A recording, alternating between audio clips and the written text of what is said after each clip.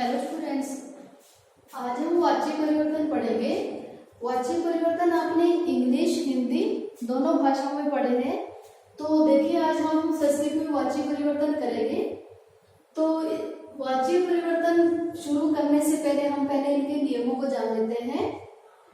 ये कर्ता वाच्य, जब आपके पास ये सेंटेंस आएगा, वाक्य आएगा आपके पास कि निम्नलिखित वाक्यों का वाच्य परिवर्तन कीजिए।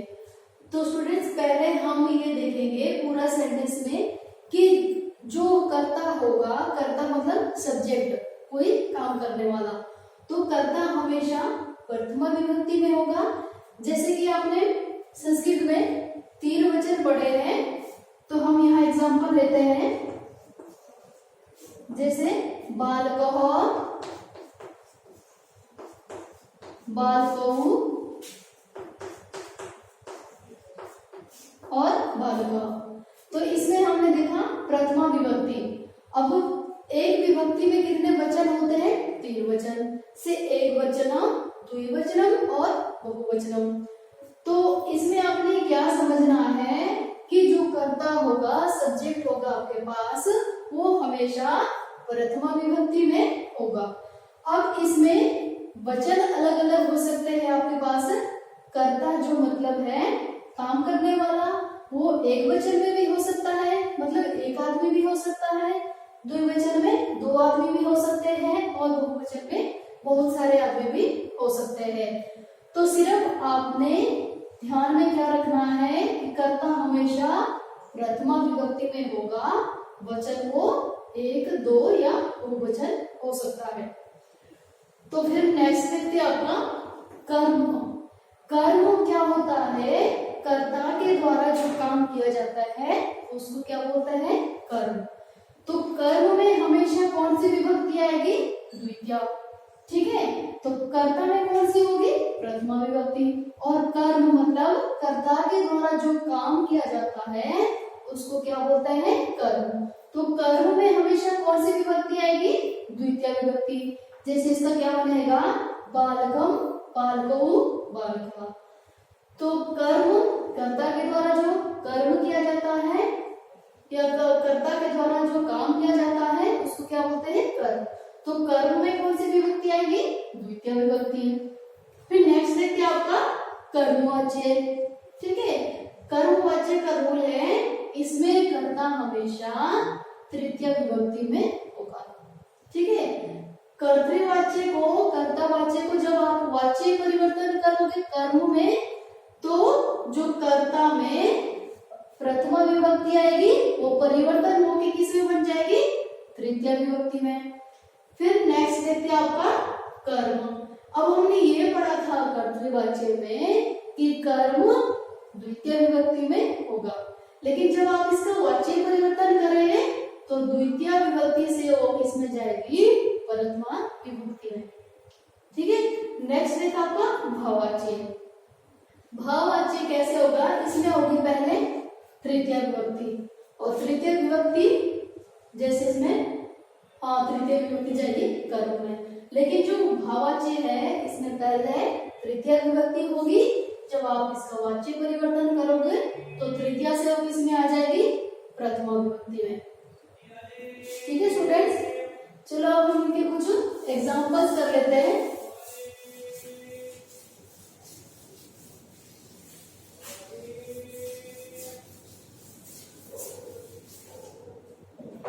अब हमने इसके रूल्स पढ़े हैं, तो अब हम इसके कुछ उदाहरण करते हैं।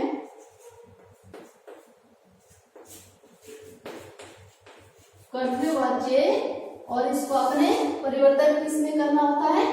कर्मवाच्य में।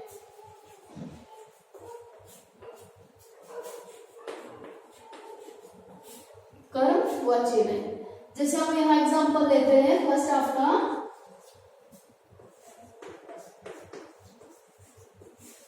कि बालकः पठति, मतलब बालक पढ़ता है। तो आपने इसमें देखा बालक क्या है इसमें? कर्ता। ठीक है, तो कर्ता हमने क्या पढ़ा था? प्रथमा विभक्ति। तो कर्ता जो है इसमें बालक, एक बालक। तो ये कौन सी विभक्ति में है? प्रथमा विभक्ति में।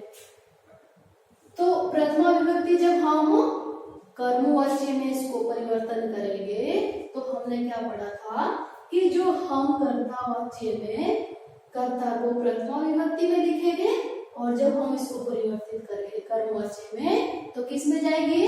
द्वितीय विभक्ति में, तृतीय विभक्ति में। तो बालक का तृतीय विभक्ति में क्या बना? और आपने स्टूडेंट्स इसमें एक और चीज ध्यान रखनी है कि आपके पास कर्ता जिस वचन में होगा वो फिर चाहे एक वचन हो, द्विवचन हो या बहुवचन हो, लेकिन होगा किसमें? हमेशा प्रथमा विभक्ति में। तो जब आप इसका परिवर्तन करेंगे कर्मवाच्य में तो आपका यह द्वितीय विभक्ति में चला जाएगा, लेकिन वचन सेम रहेगा। अगर यहाँ एक वचन है तो यहाँ भी तृतीय विभक्ति में एक वचन में ही बनेगा।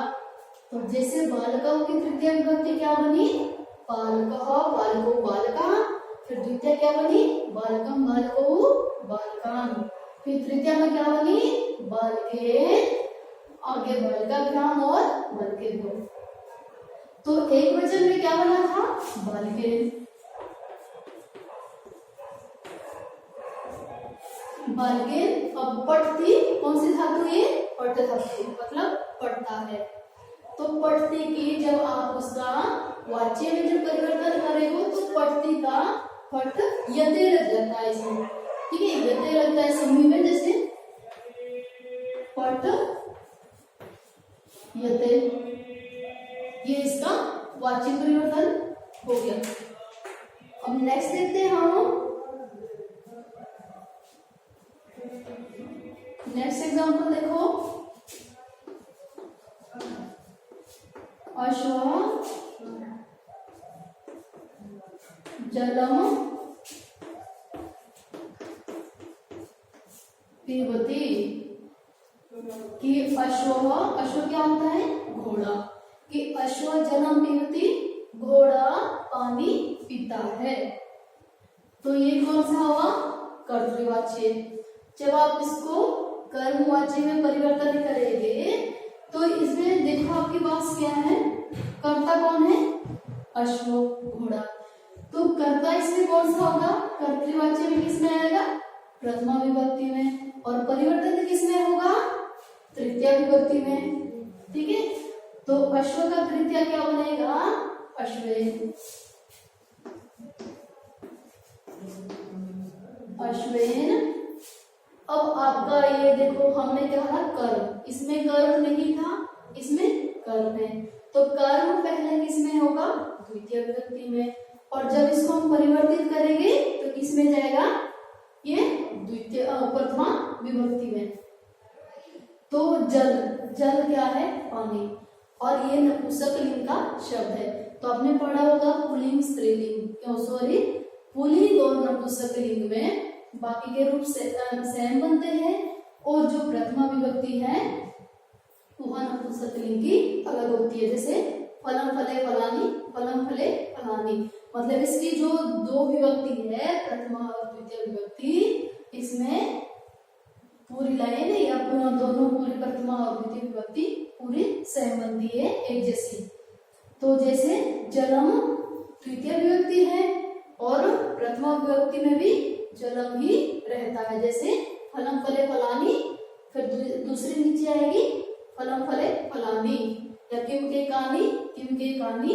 तो नपुंसक लिंग में ये दोनों रूप एक जैसे बनते हैं, इसलिए यहाँ भी क्या आएगा? जलम। क्यों आया? आप ये सोच रहे हो कि यहाँ भी जलम लिखा है, यहाँ भी जलम लिखा है और यहाँ परिवर्तन तो नहीं हुआ, लेकिन परिवर्तन हुआ है। इसमें क्या बोला था मैंने कि प्रथमा और द्वितीय विभक्ति नपुंसक लिंग में एक जैसी बनती है। तो पीबती का धातु कौन सी है? पा धातु। तो आपने उसके अकॉर्डिंग इसको परिवर्तित करना है। पा मतलब पीना। तो धातु कौन सी है? पीब हमें कौन सी धातु लगी? पा धातु। तो फिर आएगा आपका ये जलम पीयते। आपको बताया था सब में यते यते लगता है।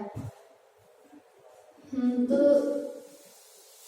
जैसे हम इसमें देखते अश्व जलम पीवती कि घोड़ा पानी पीता है। और जब आपने इसको कर्मवाची में परिवर्तित किया कि अश्वेन जलम पीयते कि घोड़े के द्वारा जल पिया जाता है या घोड़े से पानी पिया जाता है। फिर नेक्स्ट देखते हैं हम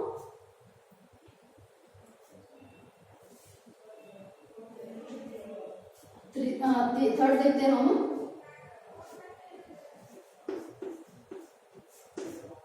छात्रा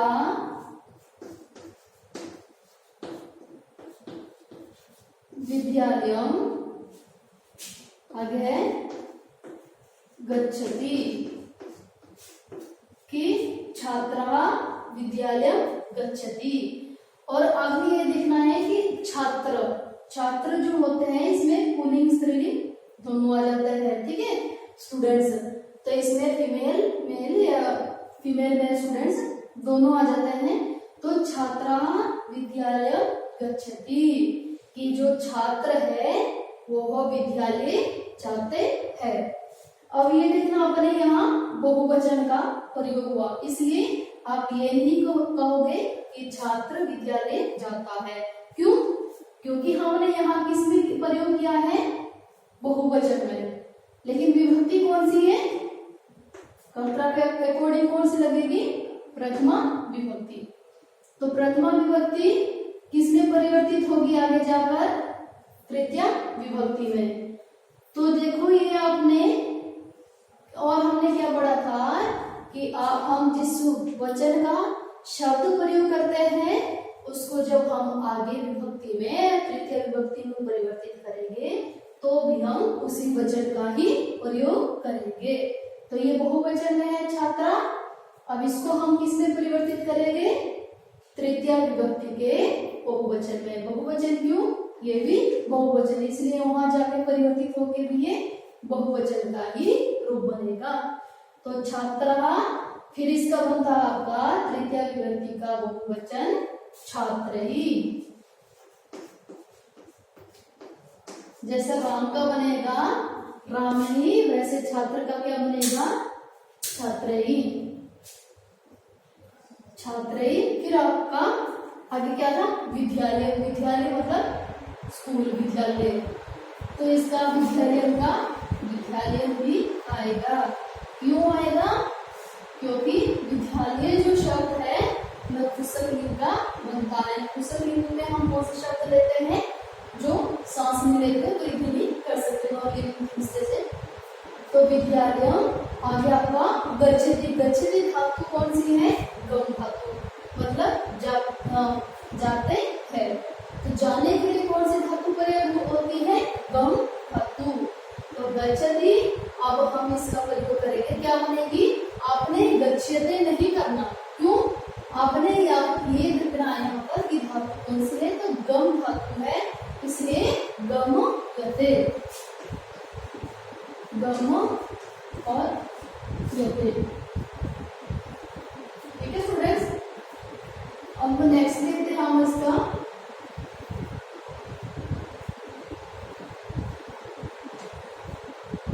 नंबर 4 देखें।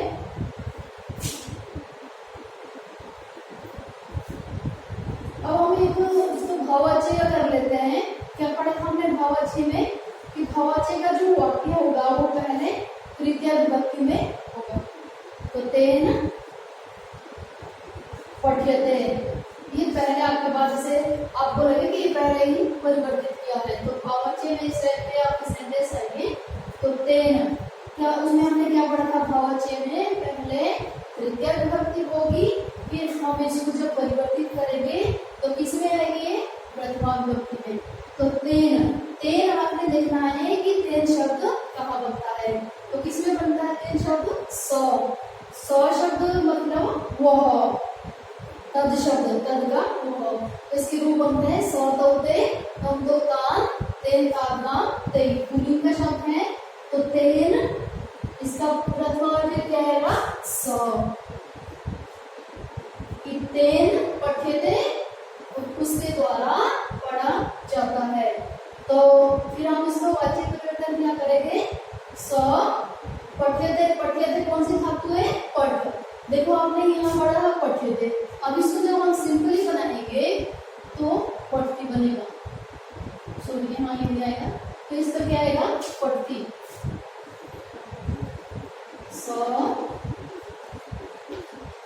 पट्टी, ठीक है। वाचिक जब ये वाच्य में आएगा आपके पास वाक्य, तो ये पहले किसमें होगा तृतीय विभक्ति में। ते पठ्यते, जब आप इसको परिवर्तित करेंगे तो क्या बनेगा इसका स पठति।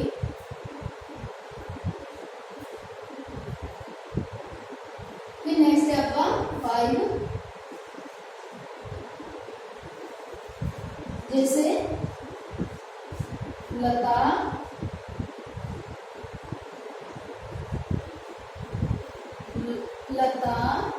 भोजनम पचती। पचती मतलब पकाना, पच धातु का प्रयोग हुआ यहाँ पचती। लता भोजन पचती, तो लता भोजनम पचती मतलब कि जो लता है वो भोजन पकाती है। तो इसका आप वाचिक परिवर्तन क्या करोगे कि लता के द्वारा भोजन पकाया जाता है।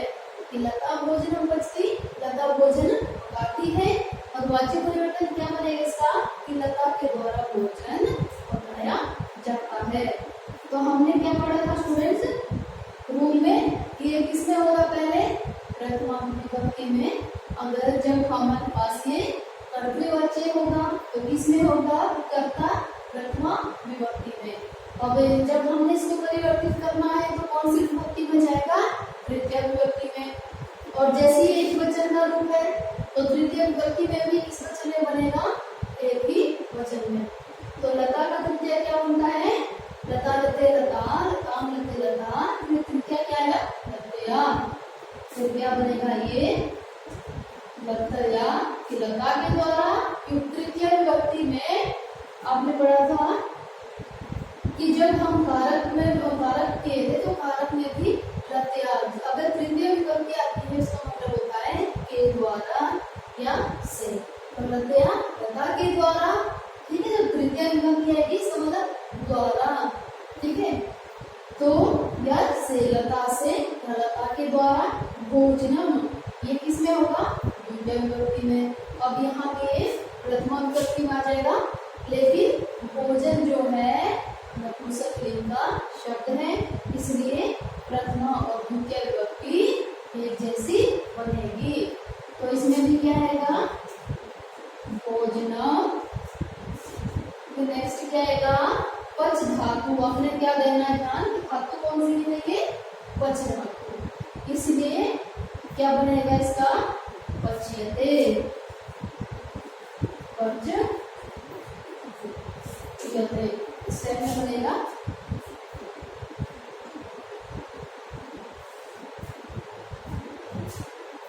अब आपका 6 से यहाँ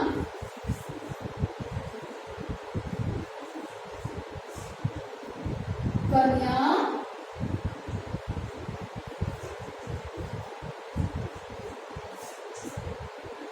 हसंती।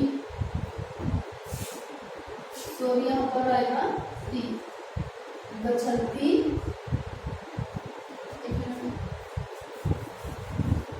ये बहुवचन का वाक्य था तो इसलिए यहाँ पर क्या आएगा गच्छन्ति। लेकिन जब परिवर्तित करते हैं तो वही रूप रहता है। तो जैसे यहाँ पर है कन्या हसंती, बहुवचन में ये कन्या, अगर एक कन्या होती तो हम ऐसे करके लिखते। अब जो पीछे विसर्ग है इसका मतलब क्या है ये बहुवचन का रूप है। और आगे हसंती, हस्ती हस्तव हसंती, हस्ती एक के साथ हस्तव द्विवचन में प्रयोग होगा और हसंती बहुवचन में प्रयोग होगा। तो कन्या हसंती की कन्याएं हंसती है।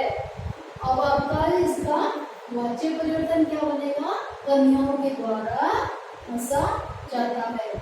तो ये प्रथमा विभक्ति कन्या बहुवचन, इसको किसमें परिवर्तित करेंगे तृतीय विभक्ति के बहुवचन में।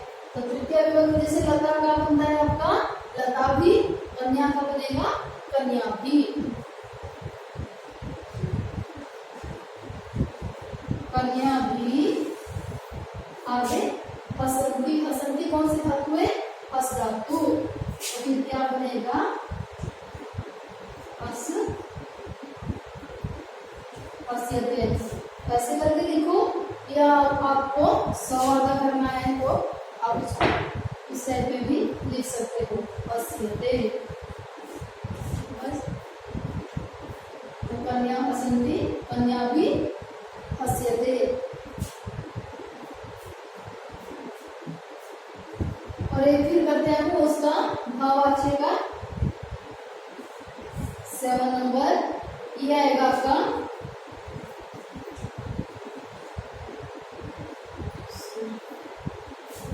वो हम भाववाच्य कर रहे हैं कि मया स्थियते, स्थियते। तो मया कौन कहाँ बनता है? अस्मत् शब्द की तृतीय विभक्ति का एक वचन। तो तृतीय विभक्ति से हमने किसमें लाना है इसको? प्रथमा विभक्ति में। प्रथमा विभक्ति एक वचन क्या होना? अहम। अहम मतलब मैं। कि मया स्थियते, मेरे द्वारा रुका जाता है। तो फिर क्या बनेगा इसका?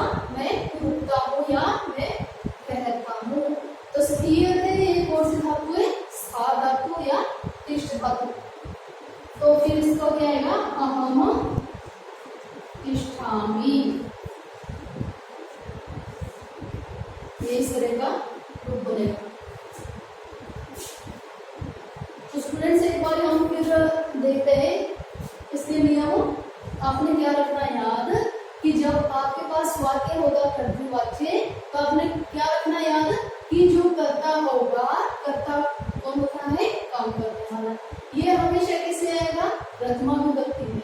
और जब आपने इसका कर्मवाच्य बनाना है तो ये कर्ता, जो कर्ता होगा प्रथमा विभक्ति में, ये कौन से में बदलेगा? तृतीय विभक्ति में। और जिस वचन में होगा, अगर ये एक वचन में है तो ये भी एक वचन का ही रूप बनेगा। अगर ये द्विवचन में है तो यहाँ भी द्विवचन में। अगर ये बहुवचन में है कर्ता तो यहाँ भी तृतीय विभक्ति के बहुवचन में ही बनेगा। लेकिन आपने क्या देखना है कि ये कर्ता हमेशा प्रथमा विभक्ति में ही होगा और परिवर्तित किसमें होगा? तृतीय विभक्ति में। फिर पट्टी का जैसे पट धातु तो इसमें यते लग जाता है, पठ्यते। फिर नेक्स्ट है आपका जो जलम, जैसे इसमें कर्म प्रधान नहीं था, ये इसमें कर्म नहीं था। इसमें है कि अश्व जलम पीबती, कि घोड़ा पानी पीता है। अब इसमें क्या बोला था मैंने? ये कौन सा है? कर्ता। कर्ता हमेशा किसमें होगा? प्रथमा विभक्ति में। तो ये प्रथमा से किसमें परिवर्तित हुआ? तृतीय विभक्ति में। और जलम पानी ये किसमें होगा? द्वितीय विभक्ति में। और बदलेगा किसमें? प्रथमा विभक्ति में। लेकिन यहाँ जलम जलम किस लिए आया? क्योंकि यह जल शब्द नपुंसकलिंग का शब्द है और नपुंसकलिंग का शब्द की जो प्रथमा और द्वितीय विभक्ति होती है वो दोनों एक जैसी होती है, इसलिए जलम का यहाँ जलम ही आ गया। फिर नेक्स्ट है आपका, ये देखो यहाँ जैसे छात्रा, ये हमने कौन सा वाक्य पढ़ा? ये बहुवचन कि छात्रा विद्यालय गच्छन्ति, कि छात्रों के द्वारा विद्यालय, छात्रा विद्यालय गच्छन्ति, छात्र विद्यालय जाते हैं। ये किसका है? बहुवचन का रूप। इसमें आपने ये देखना, अगर यहाँ विसर्ग लगेंगे छात्रा बहुवचन और आगे क्या होगा? बहुवचन में अंति होगा। तो छात्रा विद्यालय गच्छन्ति, कि छात्र विद्यालय जाते हैं। तो ये और किसमें है? प्रथमा विभक्ति में। यहाँ में किसमें जाएगा? तृतीय विभक्ति में। लेकिन ये बहुवचन का रूप है तो तृतीय के भी बहुवचन में ही परिवर्तित होगा। तो छात्रा का क्या बनेगा? छात्र ही। आगे विद्यालय नपुंसकलिंग का शब्द है, इसलिए सेम विभक्ति रहेगी, सेम शब्द बनेगा विद्यालय गम्यते। और इसमें ये हमने भाववाच्य का पढ़ा था। भाववाच्य में हमने क्या पढ़ा था? रूल कि पहले तृतीय विभक्ति में होगा और फिर जब इसको परिवर्तित करेंगे तो ये प्रथमा विभक्ति में बन जाएगा। तो तेन पठ्यते का सह पठती।